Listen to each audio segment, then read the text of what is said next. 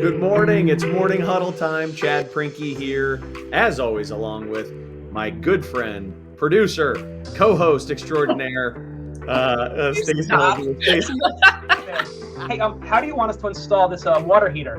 And then my coworker was like, I don't know, install the water heater. Like, why are you even asking me? He's like, well, I don't know if you know, but what you designed, it can't physically fit through the front door of this building. My class is only 40 minutes. So we have to get this done in 40 minutes. You have to clean up in 40 minutes. And then it also, when you use the miter saw, a lot of kids are scared of the miter saw, and you just see the difference in their confidence when they come in here compared to when they leave. They're excited. Be announcing a new county that's going to join us in Maryland, so we continue to spread it. And I'll say my peers across the country are starting to take this and adopt this at their local IEC chapters. Either AI assistant tools, you have AI master builder tools, and then you have kind of a bit of both that are 1 foot in BIM, in current processes, and 1 foot in AI. Said, Brett, in life, opportunity meets you at your level of preparation. She said, here's the keys, go forth and do great things.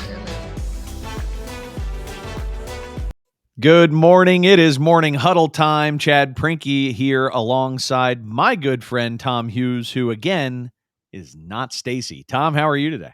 I'm very much not Stacey, and I'm very much just kind of, hanging on after a long weekend down in Myrtle Beach. Got it. I know the feeling. I get it. Were you able to abstain at least on Sunday? St. Patrick's Day is a son of a gun, isn't it? It just can really take it out of you. Did you carry it all the way through Sunday, or did you? We came home yesterday. We drove home yesterday. Oof. So Oof. It was a Friday, Saturday, Sunday event marathon. That's one day too many. It's just one day too many. It's like I can do 2 days of bad decisions, but the third it's a no go for me. You just got to go in understanding that it's a marathon and not a sprint, and make sensible decisions on when to go to bed. That is key, isn't it? Yeah, that is. Everybody's like, let's go out. You're like, yeah. I will see you in the morning. Yeah, we have an 8:00 tea time. Mm-hmm. Oh man. Well, welcome. So we're very glad to have you as always. I wondered coming in what you had done for St. Patty's Day. That's a nice time. That sounds like a lot of at least like a lot of good fun. It was a good time, and of course I missed my family. I'm always with my family on St. Patrick's Day, but this time I was with my extended family, my brothers from Yardley Country Club there. Nice. So it was a good time. Very, very good. Well, cool. I kept it nice and tight, man. I was at home. I was doing chores. I was all that stuff. I'm going away for spring break this coming week, and I just had to keep it low key, pack the bags, get everything ready because I'm leaving on Thursday. I'm leaving not tomorrow, but the next day.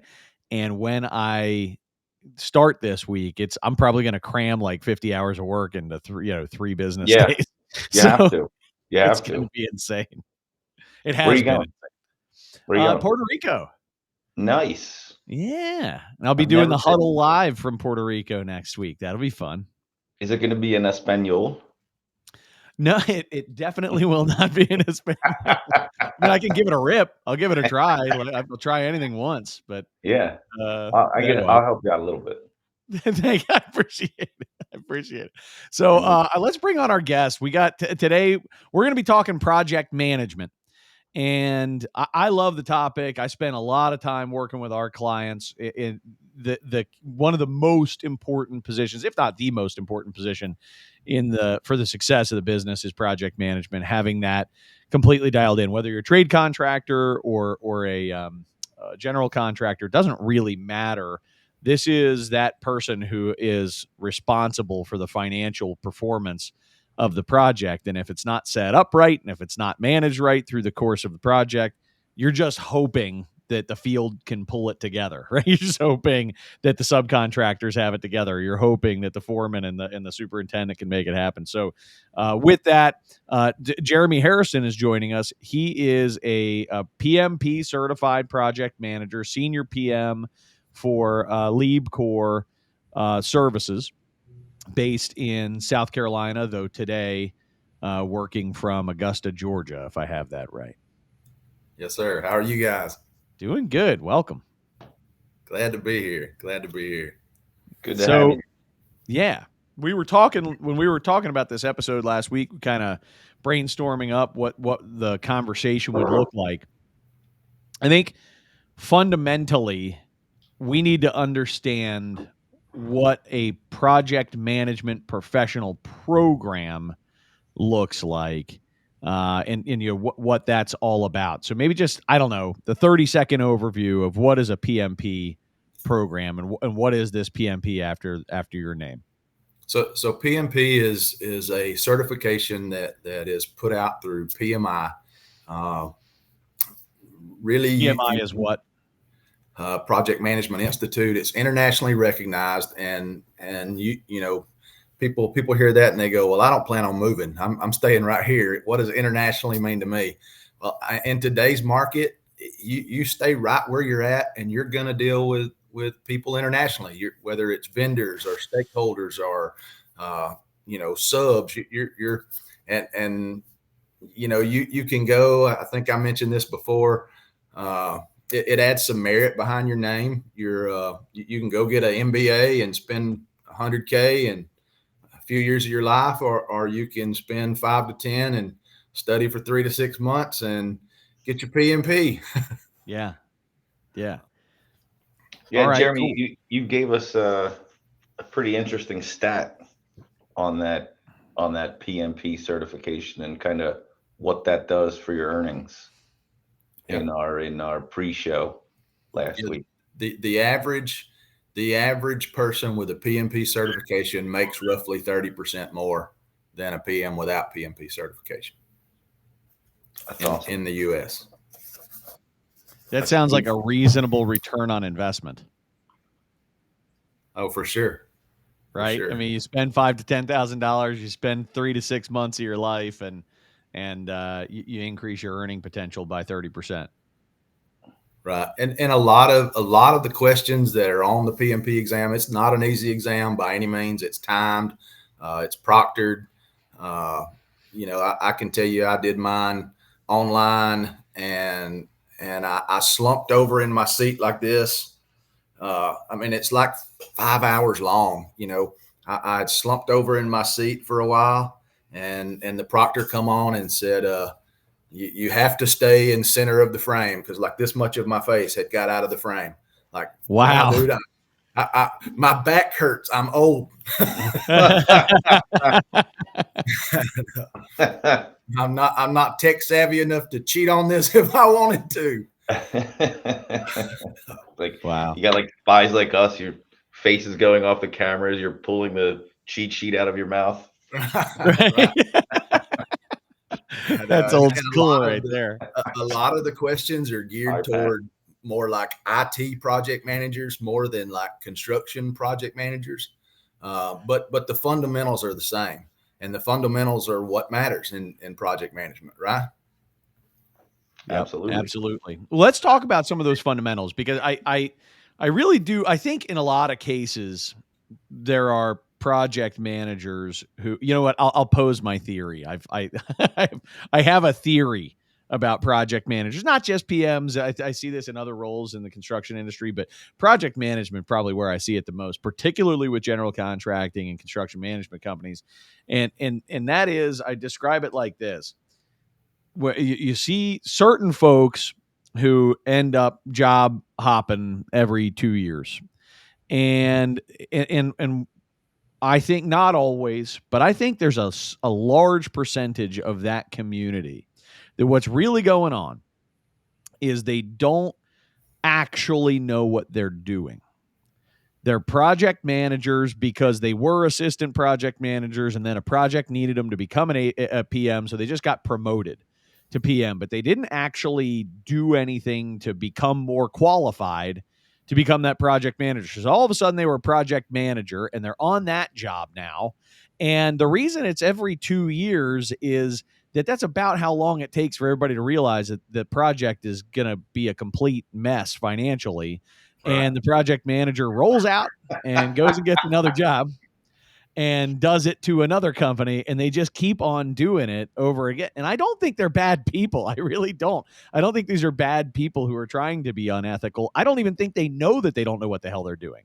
But I see so many people who don't know what they're doing, and who, when you try to actually poke and prod, you realize that they're missing a lot of the fundamentals. So let's talk about the fundamentals for a minute. Just when it comes to project management, what are some of the things that you would consider to be that, like, the price of entry, price of admission to being a PM? In line with what you just said, Josh Leebcor made a post probably about a week ago that kind of resonates with what you just said. And the trend these days on LinkedIn is everybody's talking about EQ and soft skills. And do we need those? Are they great? Absolutely, we do. But you take a PM that has great EQ. They're a nice person. They communicate well. People like them, but they don't have hard skills. Well, the BS is only going to carry you so far. Yeah. And at some point, and I think you might be on it there, that 2-year mark, then everybody starts realizing this guy's great at talking. Love him as a person. He just sucks as a PM.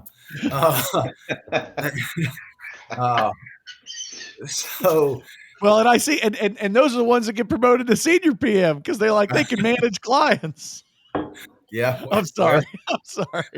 But there's something really funny about the lack of hard skills and the over prioritization of soft skills when it comes to education. Why are we not teaching hard skills? What's happening that we're not teaching hard skills? And my gut says, Jeremie, I'm interested in your take, but my gut says that people are taking it for granted. Like, well, of course you're a PM, so you must know X and Y. And nobody is freaking testing people. Nobody's actually being tested to see if they have these things under control. It's like, well, that would be rude. He's already a PM. I don't want to test him on these things. You're about to hire somebody. You better test them on these things. You got to know if they're good at it. So back to that list. Number one question. Might as well circle back and get it. Why do you think we're not training on hard skills? I think you're spot on. I think people just assume that we know, assume that, and each company does it different. I mean, I think, there's a million different softwares out there now. Really, it doesn't matter what software you use, long as you're tracking things. I mean, it starts at the very build out of the project. Okay, we've estimated, and I won't go into estimating too much because currently I work with an estimating team. I don't have to do that part of it, thank God, anymore. But after estimating, you go into buyout, and in buyout, you've got to break the project down enough to know that the guy that's bidding is bidding everything properly. He's not missing things. Things are not overlapping. And then from there, you build out your budget. You build out your schedule. Cost loaded schedule is the best in my book. That needs to be accurate. Even if you don't have all your sub numbers, and do you know what something's worth? I hate to interrupt you, but I want to talk about cost loaded schedule for a minute. Can you just describe to the audience what a cost loaded schedule is? Okay, so you've got X number of activities, and each one of those activities is assigned a cost. I'm gonna do rough grading, and rough grading is $50,000 of this project. Each line is assigned a cost. The danger of that not being right is that's also how you bill. That's how you invoice. So from a GC perspective, if you've got $3 million was the number you pulled out of your rear end for the HVAC on this project, and the sub numbers come in and it's actually a $7 million HVAC project, well, guess what? You're getting screwed come billing time. You know, or on the flip side, you put in, you know, $800,000 to do the epoxy floor, and then all of a sudden the client midstream decides they don't want the epoxy floor, they just want to do sealed concrete, then they're looking at you for an $800,000 deduct, and your sub number may have came in at 350. Then, you know, then you're having to argue with, hey, look, I made this number up, you know? Yeah. Yeah. So that cost loaded schedule is it's important. Yes, sir. All right, good. Sorry, I didn't mean to mess with your flow, but I think so many times people hear these buzzwords, they're like, yeah, sure. Yeah, cost loaded schedule. They don't know what a cost loaded schedule is. Keep going. Right. The other, I mean, to keep on that, I mean, you didn't jump me into cost loaded scheduling now. The other thing with the schedule is you got to update it regularly. Things change. You've got to track that schedule. And I find the easiest way to do that is to take that schedule, move it into an Excel form, use that form as a earned value report, so that as you go through the month, you just update percentages, and it shows what you're completing each month financially. And then you take that, and once a month you do a schedule update, and you know where how much float you're losing or how much float you're gaining. Are you gaining ground on project completion, or are you losing ground on project completion? Yeah. You're going through the project's key performance indicators and keeping score, because if you're not keeping score, how do you know if you're winning or not, right? Right. Yeah, I mean, and I also like the practice of keeping a separate, like, 30-day look ahead, and move it as you go. Involve your field team, involve your subcontractors as you work that 30-day look ahead, so that you're realistic. I mean, you can't be an effective, and I'm speaking for construction, but I guess this kind of goes with anything. I mean, you can't be a great construction project manager unless you understand construction. But none of us know everything. And if we pretend that we do, then we're doing it at detriment of ourselves and to detriment of our company. So you involve the people that know. You bring in your HVAC sub, you bring in your electrical sub, and you say, okay, this is kind of how I was looking at this going. Tell me, am I right? Tell me where you would tweak it. Tell me what you think. Can you make any of this up? Am I completely off? Is it going to take twice as long? You know, that kind of thing. Yeah, absolutely. And those things are crazy important, because and the reason I like to keep that 30-day look ahead and work it every week is problems go awry. Always. No project goes the way your baseline schedule is built, ever. I mean, I don't care if it's a $50,000 slam dunk project, something's going to come up. And when things go terribly south is when you don't recognize there's a problem until it's too late. So the quicker you can find the problem and the closer you're tracking both the schedule and the budget, then you know you have more time to act, and you've got to act quickly, and you know, maybe pivot, maybe just adjust something, but the quicker you act, the better. The longer it sits without anybody noticing, the bigger the problem gets. Yeah, right. You can't build a schedule in a vacuum. You're doing the project a disservice. You need to have the right people in the room, and those, you know, 30-day look aheads or 4 to 6 week look aheads give you enough time to, if you've got to get something expedited, for the most part, you can probably make things happen in 4 to 6 weeks. Might cost you a little bit, but you can jump out ahead of things. Whereas if you got 1 or 2 weeks to kind of figure something out, it's going to be a whole hell of a lot harder. A lot of good chatter in the chat. I just can't respond to it. But I'm having technical difficulties again over here, buddy. Sorry. But talking about, you know, the schedule as a projection of the cash flow, Mark Drury always has great comments. He does, yeah. In the chat. But two things that he said that I thought were really great was that, you know, the skill set of project scheduling is just something that's missing. And also, just to be honest and tell everybody that you're front end loading your loaded cash flow loaded schedule to help your own cash flow. Yeah.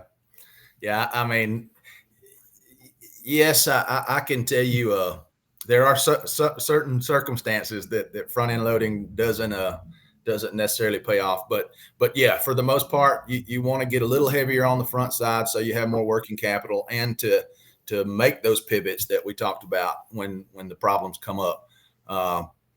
I did work on a federal project one time to address that to Mark when he said, you know, always front end load. But, you know, I worked on a federal project one time that the way it was set up, as soon as the money came to me, whether the sub invoiced or not, that money went out to that sub. So for me to overbill, if I build something at 17%, that sub got 17%, whether he was really there or not. And, right. And this was early, and I'm telling mistakes that I've made. So don't nobody hold it too terribly against me, because it's been a long time ago, and I do learn from them, hopefully. So I you know, front end loaded this thing. I build it heavy. Money goes out to the sub at the same percent level that it's coming to me, and then the sub went under, and I'm stuck finishing his scope of work with like a third of what it would cost to really do it.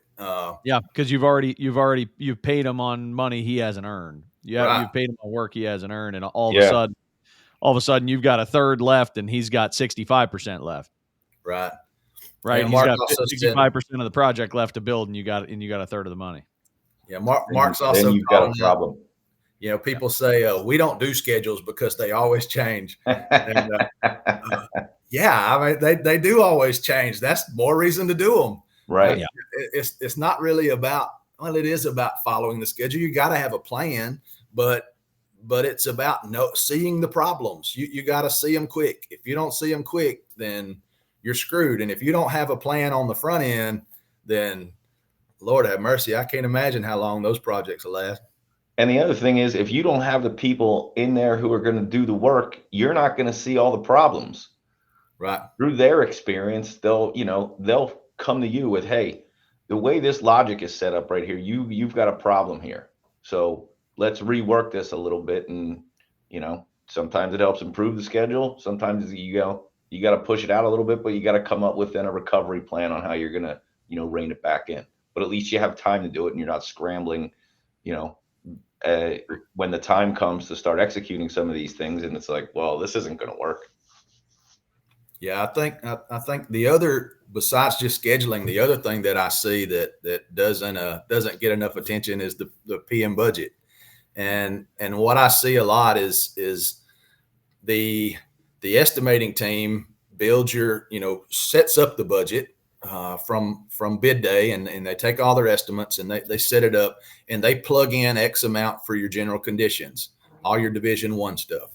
And you know, I've seen projects that were 6-9 months, a year in, and none of there's been no alteration to the Division I. Like, they're still showing the same thing that was stuck in there on bid day. Well, you got to track Division I just as you know, tight as you track all your subcontractors. Heck, that's where you lose most of your monies. Absolutely, that's where I see it. Totally agree with you. So, you haven't even farmed out any of that risk, right? If you're a general contractor or CM, you know, the subcontractors, at least they have contracts. Right. That they say owe you X for Y dollars. I mean, you know, you still got to manage it and you know, all that kind of stuff. But for your general conditions, you're on your own, man. That's you. Yep. You got to manage that. Right. And some of that, you know, comes from I mean, I've seen it where it's the PM's fault, where he's not really going in and tracking. He's not really looking. But I've also seen it on the flip side where the company's accounting department has access to this and this particular software, but they're not giving the PM access, so he really doesn't have a clue. So, you know, but you got to make some kind of educated move and track that stuff, even if you don't have access to the accounting system. Right. You got to understand what your burn rate is. What do you got left? How much, what are you really going to spend? Right. Right. And, I started out kind of discrediting EQ and soft skills, but, it is a real thing. If you don't have EQ, you don't have great soft skills, you absolutely can still finish a project and do a great job at it. Like Josh's post said something like, you'll still finish the project great. You just won't be invited out for golf with the rest of the team at the end of it. But but ideally you have great EQ, you work on your soft skills and you have great hard skills. Yeah. A lot of the guys that have great EQ just really lack in the hard skill thing, and whether maybe they don't see it, maybe maybe it's carried them a few years and they're like, I'm doing just fine. The good news is that you can learn hard skills. That stuff is very teachable. The flip side is the EQ part is not so teachable. A lot of that is either you got it or you don't. Yeah. I think as someone who spends, our team does both. I don't mess with the hard skill stuff, but our team does, and we do teach both hard skills and soft skills. The one, if you're watching this and you're thinking, oh shucks, I don't have the soft skills dialed in, maybe I can't. One comment that I make is that if you truly have a desire to develop the soft skills, the key thing is that it requires that you get way outside your comfort zone, and that's why it's so hard to teach and change soft skills, is because unlike hard skills where it's just knowledge and application, right? And do you have the intellectual capacity to do it? Right. Hey, to your point, the other to that, I mean, a great project manager in hard skills is typically very OCD. Like it's hard for them to work outside of the lines. And like you said, I mean, you to develop EQ, to develop soft skills, you got to get out of those lines. You got to get out of your comfort zone. And it is very hard for an OCD, for a black and white person. I'll just put it that way, right? For a black and white person to see and understand that there is gray and that you got to navigate the gray. Like you do have to do that, because there are lots of times where the black and white says, come down on this guy and beat him up for not doing what he was supposed to do. But the gray says, you're going to need him tomorrow, dude. Right. Right. Exactly correct. You've got to maintain relationships with people for a long time. This isn't, if you want to be successful and you want to keep doing this, you can't just churn through contractors and, chew them up and spit them out. You need those contractors. It's a skilled trade, just as much as you need your clients. They're an extension of you. That's why there's probably 500 emails in my drafts folder that never got sent out over the last few years. This guy's ticked me off, hammering it out. Jeremie, I recommend you go in and delete those just in case you accidentally send one. I know that, but typing up the email can sometimes be cathartic. That can be I'd rather you write it on paper and then burn the paper. That's even better. We do not need a written record of the kind of asshole we can be when we're all upset. So that's never email mad, right? That's the rule. So I want to pause for a quick moment and thank a couple of sponsors, and then I have some questions I want to follow up on quickly. First, I want to thank Lawrence Law. Lawrence Law is a boutique law firm that focuses on small to mid-sized contractors in the Mid-Atlantic region. They're both in Baltimore and DC and in New York City. great people. They know what they're doing. You should reach out to them if you have any legal needs. Second is Marsh McLennan Agency, full service insurance company, bonding, surety, all that jazz. They're a fantastic group of people that really truly know construction. And I was just having a meeting with a fellow last week from that group, and we were passing along. I was passing along to him the 3 or 4 positive things I heard from his clients just in the past couple of months. Great group. If you're looking for insurance or bonding, and you don't have a trusted advisor in that space, please consider Marsh McLennan Agency. All right. So I want to ask for let's picture what kind of gains we think are really out there. This was something we talked about last week and got me all fired up. What would it mean to the average contractor if their project managers were all at a higher level of, they had the right skills, the hard skills and the soft skills to drive projects to completion and, deliver at the level that you should be able to if you're PMP certified, as an example? Yeah, well, I read something else this week on LinkedIn. As you can tell, I'm pretty active on LinkedIn. Follow lots of people. I can tell. Yeah. And I love your post, by the way. I always dig you got good meme game.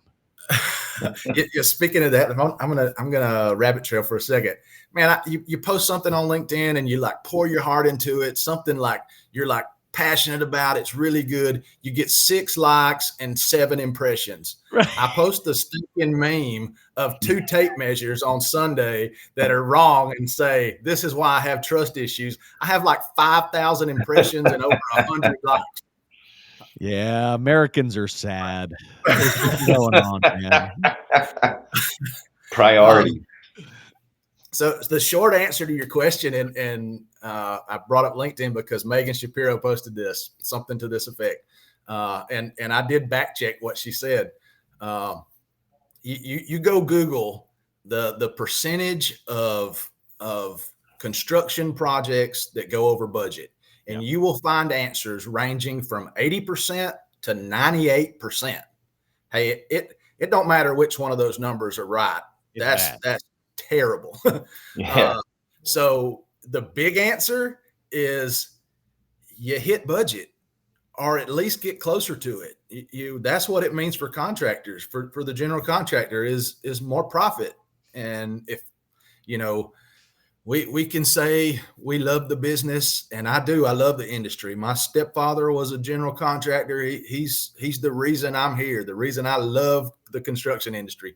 But the reason we're in it is to make money. We're in it to make a living. So yeah, big reason for PMs that understand processes and following those processes.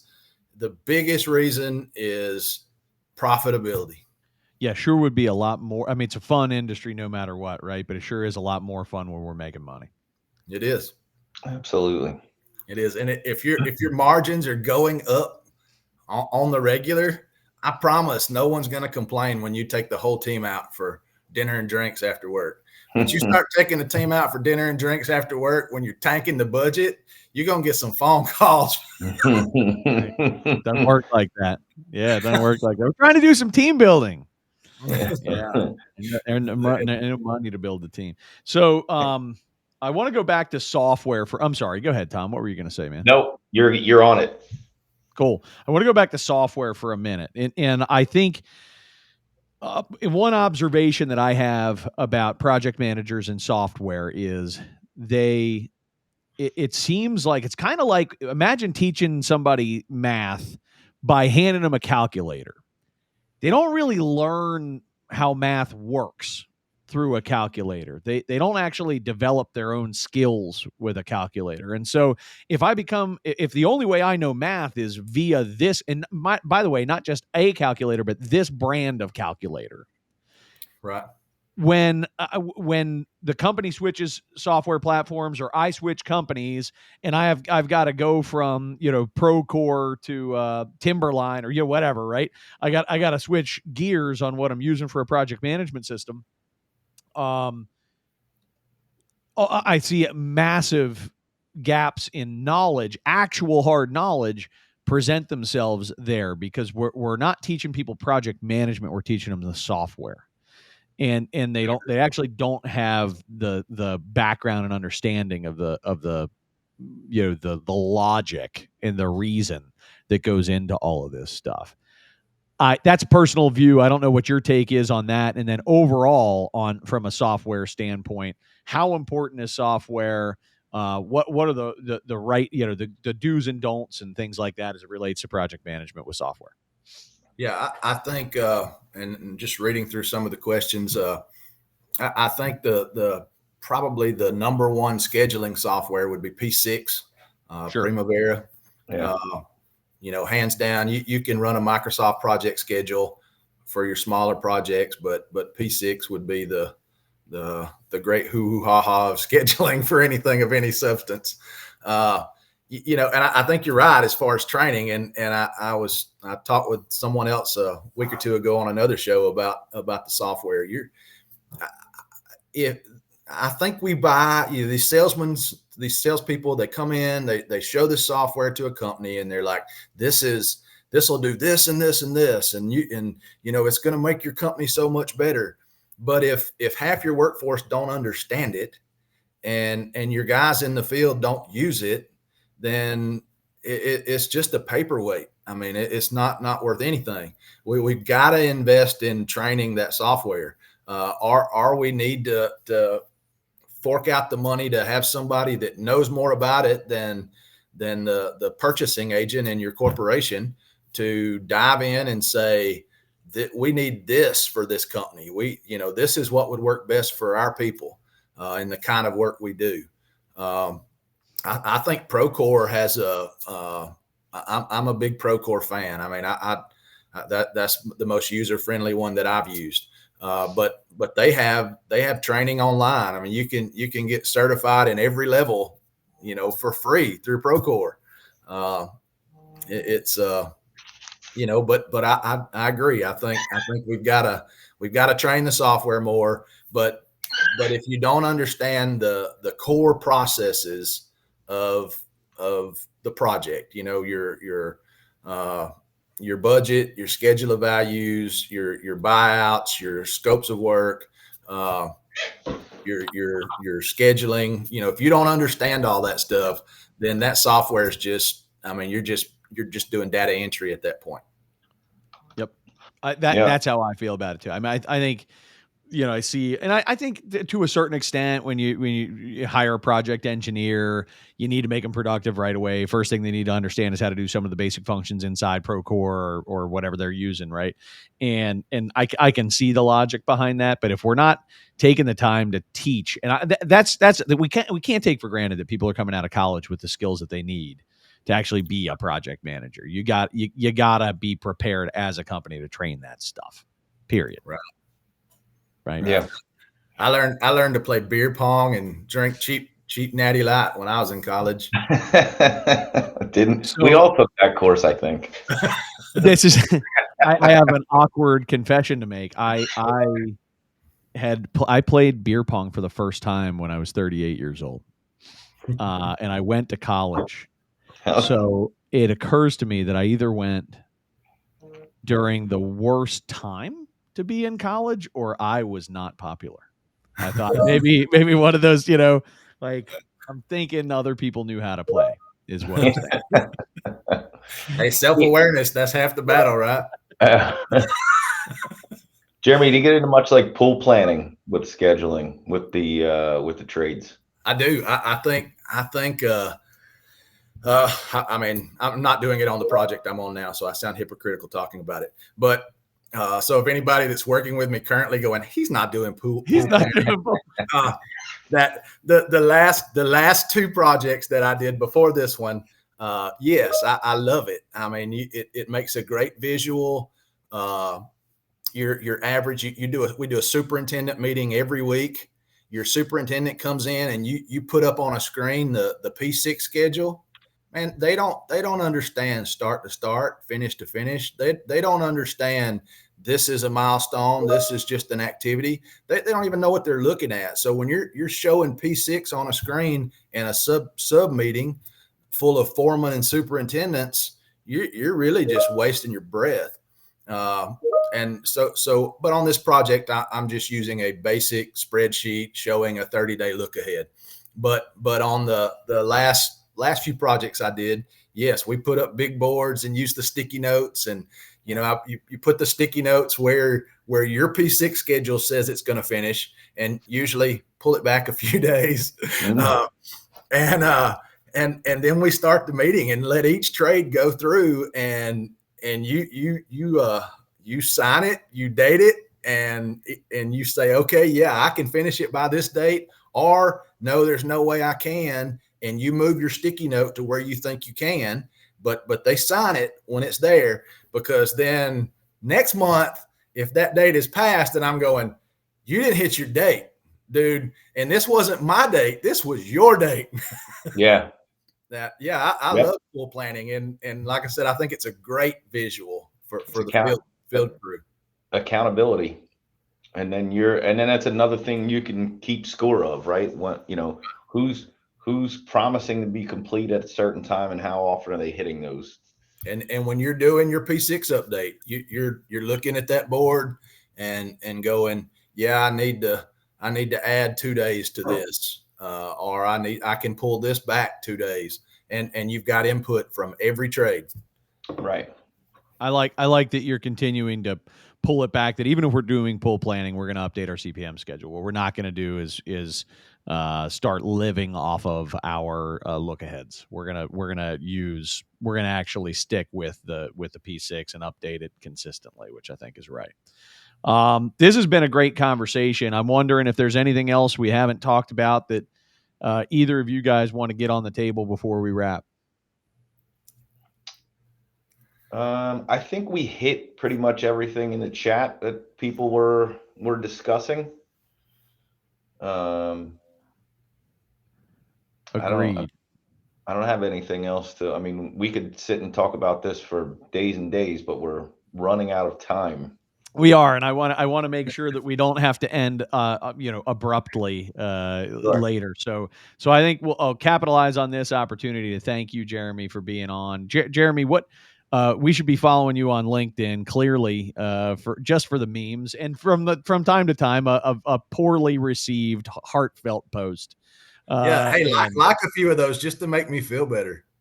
That would be. Yeah, I'll swing by and give them some hearts and some uplifting hands, or whatever those are called, right? So the supporting hand. Thank you so much for being with us today. And you know what? I have one final question. I know that you would recommend getting your PMP purely from certainly there's just a math reason to do it, right? That like it helps to make you more marketable, and it helps in your career to increase your earning potential.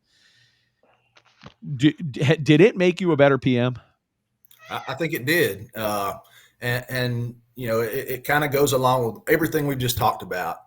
It's a great way. The studying that you're going to have to do to learn to pass the PM will give you a good understanding of the core of the processes of how to manage a project successfully. Excellent. Good. So there's actually also a return on investment in terms of being more efficient and effective at your job. Yes, sir. Yes, sir. And I appreciate you guys letting me come on. Oh, thank you. Appreciate you. Man. All right. See you soon. Tom, thank you. Right, put another one in the books, buddy. That was good. Great. It always is. Yeah, it always is. What do we got coming up next?